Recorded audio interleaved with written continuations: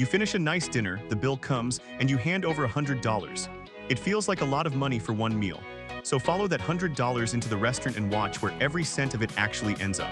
By the end, the surprise is not how much the owner keeps. It is how little. Start with the obvious one, the food itself. Of your $100, somewhere between 28 and 35 goes on ingredients, the raw cost of everything on your plate. The industry average for a full-service restaurant sits around $32. Call it a third of the bill. And this is the number people always guess too high on. That $32 steak did not cost the kitchen $32 in beef. It cost maybe 10 or 12, and the rest of the menu price is there to carry everything else. Fine dining runs a little richer on ingredients, 32 to 38%, because you are paying for prime cuts and imported produce. Fast food runs leaner, 25 to 30, because the menu is standardized and the portions are controlled to the gram. But wherever you eat, roughly a third of your $100 is gone before we even leave the kitchen. And that third is not just the star of the dish. It is the bread you did not finish, the garnish you pushed aside, the oil it was fried in, the salt, the sauce, the portion that got sent back and remade. Every plate carries a little hidden weight of everything around it, and the kitchen has to price all of that in, because the ingredients it buys never map neatly onto the single item you order. Now the big one, and it is bigger than most people expect. Labor. The chefs, the servers, the dishwashers, the manager, the person who prepped your vegetables at 9 this morning.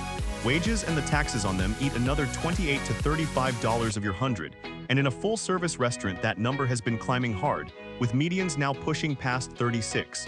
Sit with that for a second. Labor often costs the restaurant more than the food does. The steak on your plate is cheaper than the hands that grew it, cooked it, carried it, and cleared it. And here is the phrase that runs every restaurant on earth. Food plus labor equals prime cost, and prime cost needs to land somewhere around 55 to 65% of sales. So of your $100, 60 of it, give or take, is already spoken for by food and people before the owner has paid a single other bill. That leaves about $40, and it disappears faster than you would think. First, the roof over your head. Rent plus utilities, what the trade calls occupancy, takes $5 to $10 of your $100, and in an expensive city that climbs to 12, even 15. Then come the costs you never see and never think about. The insurance on the building and the staff. The card processing fee that skims a few percent off your payment the instant you tap. The booking software, the point-of-sale system, the accounting. Repairs when the walk-in fridge dies at the worst possible moment. Cleaning supplies, linen, breakages, the electricity to keep the lights and the ovens running all day. And waste, the food that was bought, stored, and thrown out unsold. Every one of those takes another slice, $1 or $2 at a time, and together they quietly swallow most of what was left. So we have spent about 32 on food, 35 on labor, 8 on the roof, and the rest on the long, boring list of everything else. Add it all up, and what is left for the person who signed the lease, took the risk, works open to close, and guarantees everyone else gets paid first. Notice the order things get paid in. The farmer and the food supplier get paid, the staff get paid, the landlord gets paid, the bank, the card company, the insurer, the tax office, all paid. The owner is dead last in that line, and they only eat what nobody else claimed. On a well-run restaurant, that leftover is somewhere between $3 and $8 out of your $100. Around $5 is the common average. $5. For a full restaurant on a good night, that is the reward.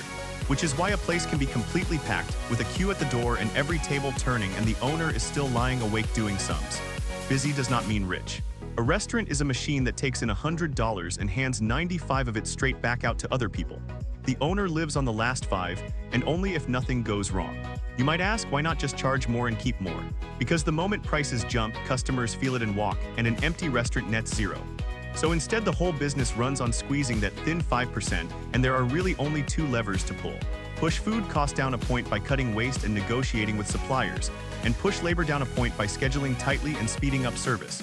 On a $100 bill, moving each of those by a single point does not sound like much.